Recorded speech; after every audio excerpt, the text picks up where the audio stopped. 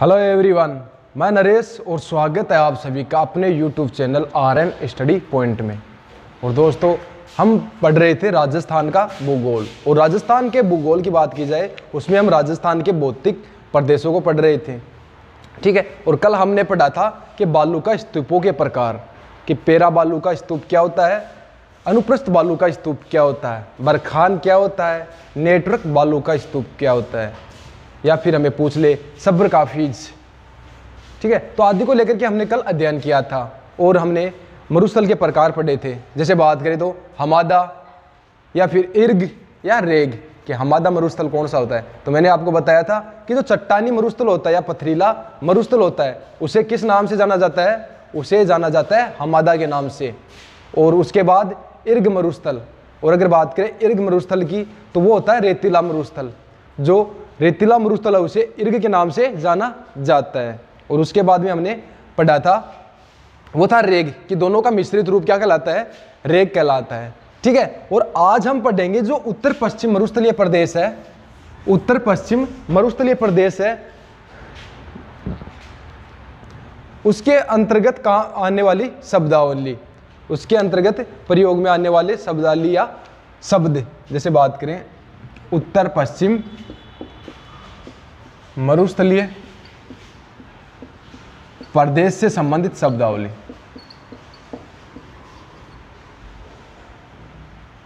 संबंधित शब्दावली। और सबसे पहले अगर बात करें कि जो शब्दावली है और वो है रेगिस्तान मार्च, कि रेगिस्तान मार्च क्या होता है, ठीक है। रेगिस्तान मार्च से आप क्या समझते हो? तो रेगिस्तान मार्च की अगर बात की जाए तो वो क्या होता है कि मरुस्थल का निरंतर आगे बढ़ना, मरुस्थल का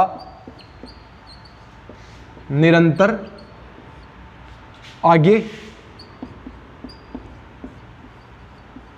बढ़ना ही क्या कहलाता है, रेगिस्तान मार्च कहलाता है।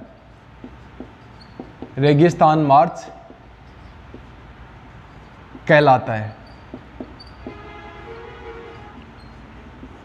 देखो, जैसे हम बात करें कि हमारे दादा के टाइम पे पेड़ पौधे भी ज़्यादा थे और मतलब जो खेती वगैरह थी वो भी खूब होती थी, लेकिन पिताजी के टाइम पे आके वो थोड़ा पानी कम हो गया, मतलब मरुस्थलीय एरिया थोड़ा बढ़ गया। और हमारे टाइम पर आकर के वो क्या है कि पानी एकदम से ही खत्म होने की कगार पे है। तो क्या है, मरुस्थल निरंतर आगे बढ़ रहा है, ठीक है।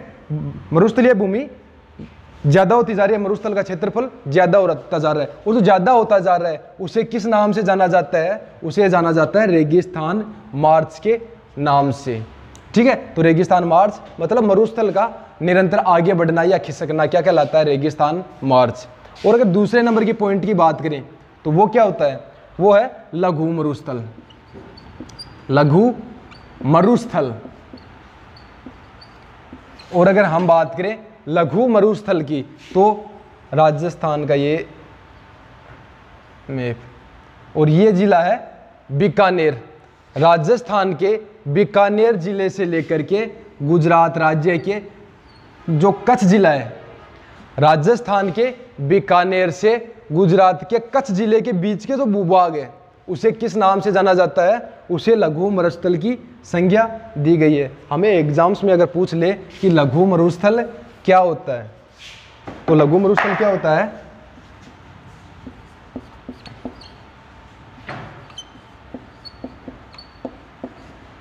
बीकानेर से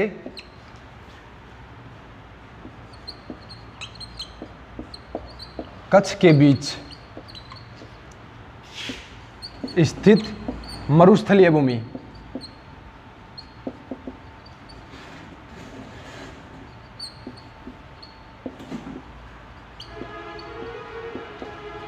कि बीकानेर से कच्छ के जो बीच का स्थान है, जो मरुस्थलीय भूमि है, उसे किस नाम से जाना जाता है, उसे लघु मरुस्थल कहा जाता है।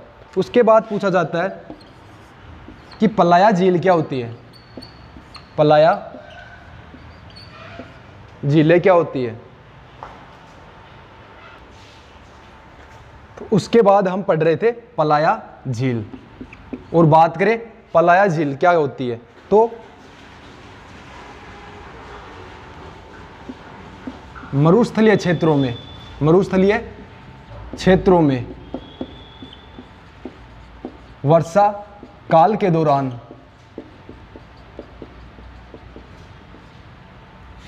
बालुका स्तूपों के बीच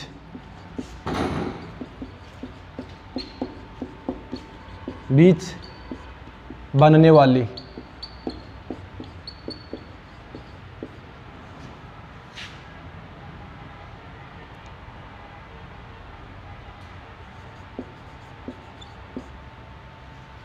तो पलाया झील क्या होता है कि मरुस्थलीय क्षेत्रों में मरुस्थलीय क्षेत्रों में वर्षा काल के दौरान जो बालुका स्तूप है उसमें जो अल्पकालीन समय के लिए जो झीलें बन जाती है वर्षा काल में, तो उसे किस नाम से जाना जाता है? उसे जाना जाता है पलाया झील।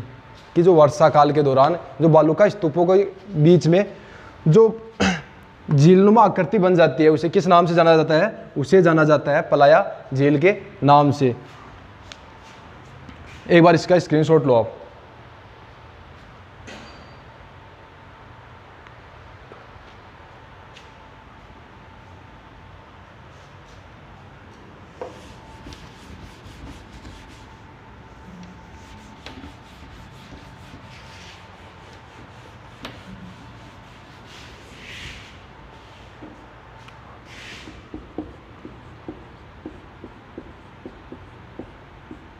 फिर नेक्स्ट है रन या टाट। हमें एग्जाम्स में पूछ लिया अगर कि रन क्या होता है या फिर टाट क्या होता है।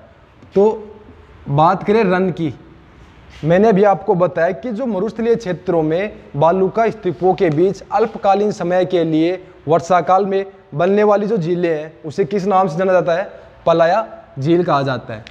और जो पलाया झील जो सूखने के बाद जो दलदली नुमा या कीचड़ नुमा आकृति बन जाती है उसे किस नाम से जाना जाता है? उसे कहा जाता है रन या टाट। तो पलाया झीलों के सूखने के बाद बनी दलदली भूमि रन या टाट कहलाता है। देखो ये बालुका स्तूप है। और अगर बात करें वर्षाकाल में इन बालुका स्तूपों का जो पानी है वो आकर के यहाँ एकत्रित हो जाएगा, ठीक है। और यहाँ एकत्रित हो जाएगा तो कुछ समय के लिए, अल्पकालीन समय के लिए, क्योंकि मरुस्थलीय जो एरिया है वहाँ पे ज़्यादा दिन तक बारिश का पानी नहीं ठहर सकता, जिसके कारण क्या है यहाँ पे अल्पकालीन समय के लिए एक झीलनुमा आकृति बन जाती है। और उस झीलनुमा आकृति को क्या कहा जाता है? उसे कहा जाता है पलाया झील। और जब ये जो झील है ये सूखने लग जाती है तो दलदली नुमा जो वो भूमि बचती है उसे किस नाम से जाना जाता है? उसे कहा जाता है रन या टाट। और अगर नेक्स्ट की बात करें तो वो होता है बालसन।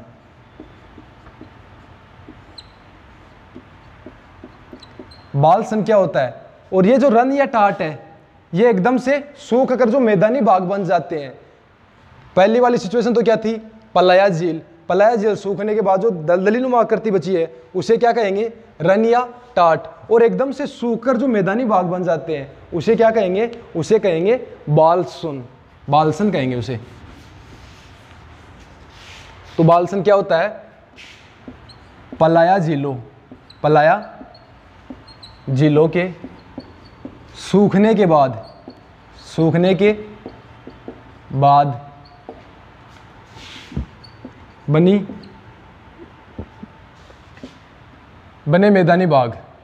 बने मैदानी बाग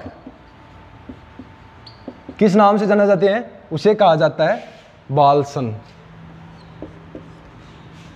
फिर है एक हो जाता है खड़ीन। अब ये जो बालसन जो मैदान है, जो मैदानी बाग है उसे क्या कहते हैं? बालसन। और जो बालसन जो मैदानी बाग है उनमें की जाने वाली कृषि को क्या कहा जाता है? खड़ीन कहा जाता है। तो बालसन मैदानी बागों में की जाने वाली कृषि,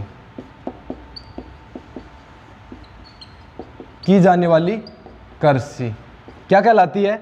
वो कहलाती है खड़ीन। और खड़ीन की एक बात करें तो एक होता है खिड्डन। और खड़ीन या फिर खिड्डन वो क्या है? एक जल संरक्षण की विधि भी है। जल संरक्षण की विधि।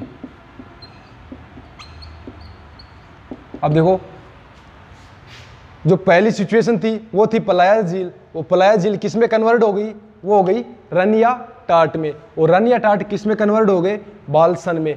क्योंकि जो रन या टाट सूखने के बाद मैदानी भाग बने हैं उन्हें क्या कहा जाता है? बालसन।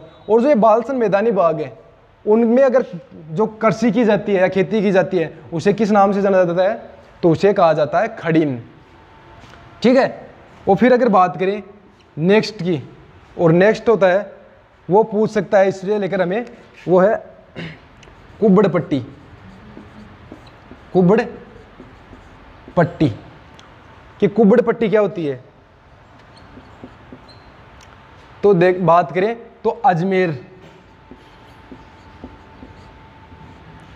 व नागौर के बीच, नागौर के बीच फ्लोराइड युक्त जल की पट्टी।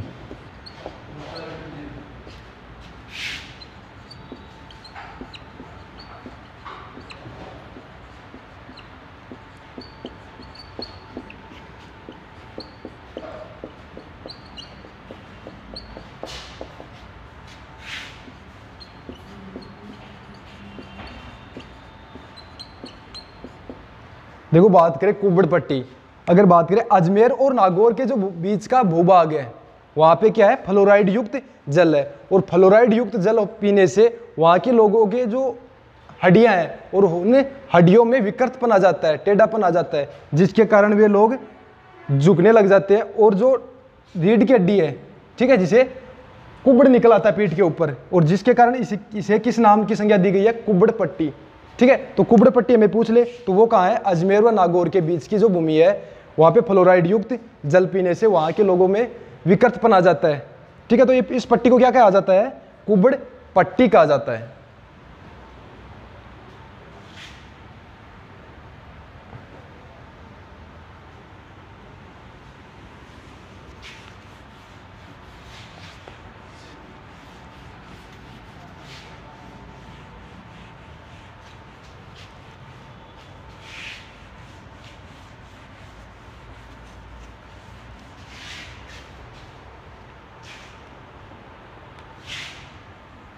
फिर है दहरियन कि दहरियन क्या होता है? और दहरियन की अगर बात की जाए तो जो जैसलमेर का कुछ क्षेत्र है वहाँ पे बरखान बालू का स्तूप, बरखान बालू का स्तूप बहुत ज़्यादा मात्रा में पाए जाते हैं। मतलब क्या है? स्थानांतरित बालू का स्तूपों को क्या कहा जाता है? बरखान। और पूरे दिन धूल उड़ती रहती है। और वहाँ पे मतलब उस स्थान की अगर बात की जाए तो ना तो पानी की व्यवस्था है ना कुछ खाने की व्यवस्था है। तो वो जो क्षेत्र है और वो क्या कहलाता है? दहरियन। अगर इसकी परिभाषा की बात करें तो उस परिभाषा की अगर बात करें तो दहरियन क्या होता है? जनशून्य स्थान, जनशून्य स्थान। मरुस्थलीय भूभाग में जो जनशून्य स्थान है उसे किस नाम से जाना जाता है? उसे कहा जाता है दहरियन। और अगर बात करें लाठी सीरीज क्षेत्र, लाठी सीरीज कि लाठी सीरीज क्या है? तो जैसलमेर के अंतर्गत वैसे पानी की व्यवस्था है नहीं। और अगर बात करें लाठी सीरीज की तो पोखरण से मोहनगढ़ के बीच जो जैसलमेर के दो क्षेत्र हैं और उनका नाम है पोखरण, दूसरा कौन सा है? मोहनगढ़। उनके बीच में 65 किलोमीटर की एक जल पर पट्टी पाई जाती है। उस पट्टी को क्या कहा जाता है? लाठी सीरीज क्षेत्र। तो पोखरण से मोहनगढ़ जैसलमेर, मोहनगढ़ जैसलमेर के बीच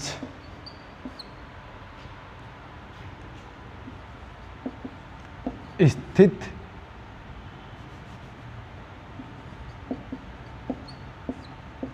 भूगर्भीय जल पर पट्टी।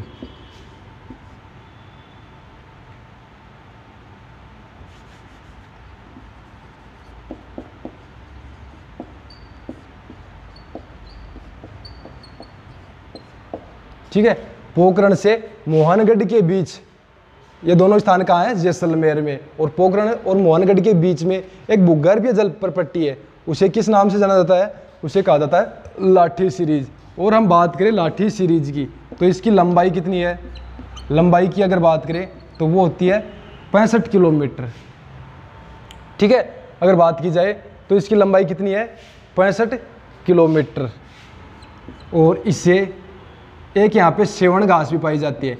जो ये लाठी सीरीज क्षेत्र है, लाठी सीरीज क्षेत्र है, उसके ऊपर क्या है? सेवण घास पाई जाती है, सेवण घास पाई जाती है। और अगर बात करें देखो घास कौन कौन सी पाई जाती है मरुस्थलीय एरिया में, वो मैंने आपको पिछली क्लास में बता दिया था कि सेवण, धामण, मुरत, करड़, अंजन, बुर आदि प्रकार की घास मरुस्थलीय क्षेत्रों में पाई जाती है। और जो लाठी सीरीज क्षेत्र है उसके ऊपर कौन सी घास पाई जाती है? तो वो है सेवण घास। ठीक है, और जो लाठी सीरीज क्षेत्र है इसे क्या कहा जाता है? थार का नखलिस्तान, नखलिस्तान या ओएसिस। थार के नखलिस्तान या फिर ओएसिस की भी संज्ञा दी गई है। लाठी सीरीज क्षेत्र पोखरण से जैसलमेर के बीच 65 किलोमीटर भूगर्भीय जल पर पट्टी। और बात की जाए तो घास कौन सी पाई जाती है? तो वो हो जाएगी सेवण घास।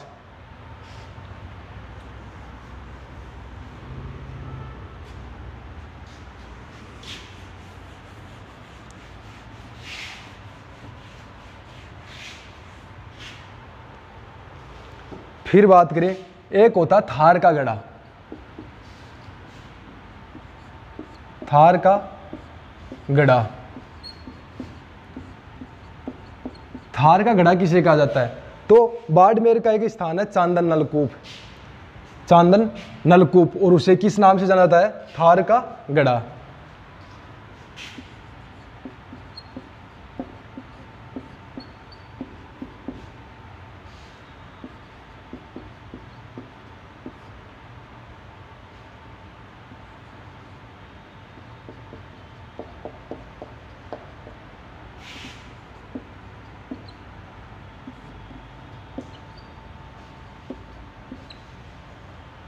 तो थार का गड़ा किसे कहा जाता है? बाड़मेर के चांदनगांव में स्थित जो नलकूप है उसे थार के गड़े की संज्ञा दी गई है।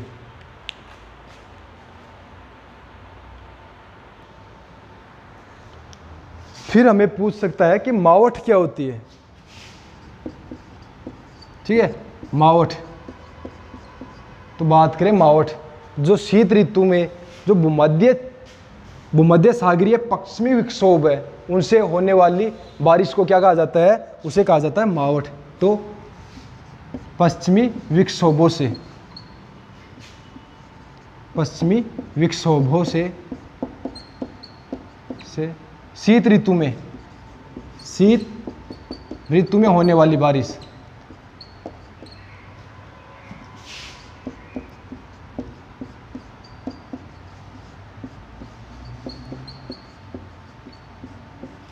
कि मावठ क्या होती है? तो पश्चिमी विक्षोभों से शीत ऋतु में होने वाली बारिश क्या कहलाती है? वो कहलाती है मावठ कहलाती है। और इस मावठ जो है इसे किस नाम की संज्ञा दी गई है? इसे गोल्डन ड्रॉप भी कहा जाता है, गोल्डन ड्रॉप, गोल्डन ड्रॉप। और गोल्डन ड्रॉप क्यों कहा जाता है इसे? क्योंकि यह फसल के लिए एक संजीवनी का काम करती है।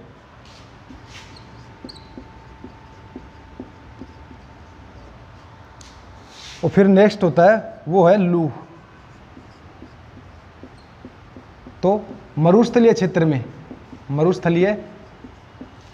क्षेत्रों में जो गर्म हवाएं चलती है, गर्मियों के दिनों में चलने वाली गर्म हवाओं को किस नाम से जाना जाता है? लू के नाम से।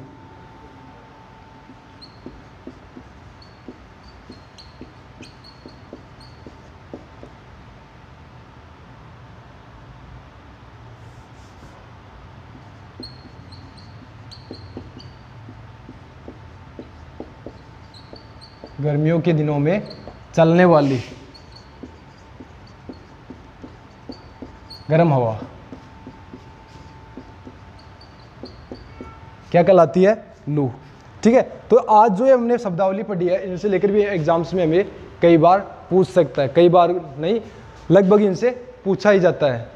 ठीक है, और आज के लिए सिर्फ इतना ही, क्योंकि शब्दावली थी और उत्तर पश्चिम जो मरुस्थलीय प्रदेश है वो अपना कंप्लीट हो गया, और कल अध्ययन करेंगे अरावली पर्वतीय प्रदेश। ठीक है, और आज के लिए सिर्फ इतना। धन्यवाद।